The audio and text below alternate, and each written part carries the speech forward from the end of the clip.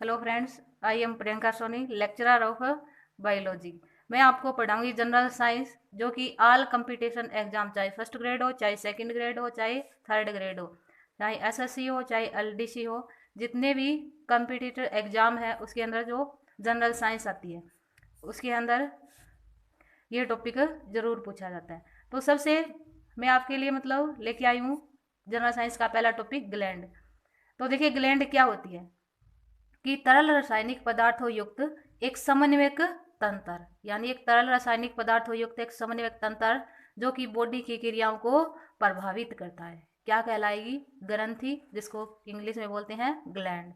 अब ये ग्लैंड यानी ग्रंथि ऐसा कौन सा पदार्थ स्रावित करती है जो कि बॉडी की क्रियाओं को प्रभावित करता है? तो ये हॉर्मोन्स भी स्रावित करती है, प्लस एंजाइम भी स्रावित करती है।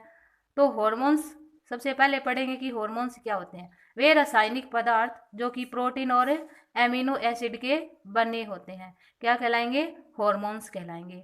अब हॉर्मोन शब्द का प्रतिपादन सर्वप्रथम स्टार्लिंग नामक वैज्ञानिक ने किया था। अब हॉर्मोन्स की डेफिनेशन पढ़ ली। नंबर 2 क्या सीक्रेट करती है? एंजाइम। तो एंजाइम देखते हैं कि वे जैव उत्प्रेरक जो स्वयं अपरिवर्तित रहते हुए रासायनिक अभिक्रिया की गति को तीव्र कर देते हैं, यानी बढ़ा देते हैं, क्या कहलाएंगे? एंजाइम कहलाएंगे। अब ये एंजाइम किसके बने होंगे? प्रोटीन के बने होंगे। और प्रोटीन किसकी बनी होगी? एमिनो एसिड की बनी होगी, यानी असंख्य एमिनो एसिड आपस में मिलकर के क्या बनाएंगे? प्रोटीन बनाएंगे। आगे बात करते हैं types of gland. Types of gland यानी ग्रंथियों के प्रकार की। तो ग्रंथि मेनली यानी मुख्य रूप से 3 प्रकार की होती है। Number 1 endocrine,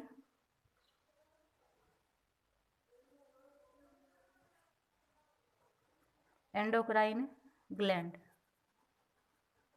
number 2 exocrine gland. Number 3 mixed gland. Number 1 जिसे एंडोक्राइन हिंदी में बोलते हैं अंतःस्रावी ग्रंथि। और दूसरी कौन सी है? एक्सोक्राइन यानी बहिस्रावी ग्रंथि। और तीसरी को अपन ने बोला है मिक्स्ड ग्लैंड, जिसको बोलते हैं मिश्रित ग्रंथि। मिश्रित ग्रंथि। तो सबसे पहले बात करते हैं अंतःस्रावी ग्रंथियों की। वे ग्रंथियां जो कि नलिका विहीन होती है, वे ग्रंथियां जो कि नलिका विहीन होती है, एंडोक्राइन ग्लैंड यानी अंतःस्रावी ग्रंथियां कहलाती है। इन ग्रंथियों के द्वारा हॉर्मोन्स का स्राव किया जाता है, यानी एंडोक्राइन ग्लैंड कौन सी कहलाएगी? वे ग्रंथियां जो कि नलिका विहीन होती है, क्या कहलाएगी? एंडोक्राइन ग्लैंड यानी अंतःस्रावी ग्रंथियां कहलाएगी। अब ये ग्रंथियां जो हॉर्मोन स्रावित करती है, वो इन हॉर्मोन्स को सीधे ही ब्लड में स्थानांतरित करती है। अब ब्लड होता है वो पूरी बॉडी में, यानी जो टारगेट ऑर्गन होते हैं, जो लक्ष्य अंग होते हैं इस हार्मोन्स का, वहां तक इसे पहुंचाने का कार्य करते हैं। अब दूसरी कौन सी थी अपनी? एक्सोक्राइन यानी बहिस्रावी ग्रंथियां। वे ग्रंथियां जो कि नलिका युक्त होती है। एंडोक्राइन कौन सी थी? जो नलिका विहीन थी। एक्सोक्राइन ग्लैंड यानी वे ग्रंथियां जो कि नलिका युक्त होती है। और नलिका युक्त होने के साथ साथ ये ग्रंथियां अपने रासायनिक पदार्थों को सीधे ही बॉडी के बाहर स्रावित करती है। जैसे ये कौन सा रासायनिक पदार्थ स्रावित करेगी? एंजाइम प्लस अन्य पदार्थ। तो एक्सोक्राइन कौन सी होगी? जो नलिका युक्त होगी और अपने रासायनिक पदार्थों को सीधे बॉडी के बाहर या टारगेट ऑर्गन तक पहुंचाती है। कौन सी कहलाएंगी? बहिस्रावी ग्रंथि कहलाएगी। ये ग्रंथियां कौन सा पदार्थ स्रावित करेगी? एंजाइम प्लस अन्य पदार्थ। तीसरी कौन सी थी अपनी?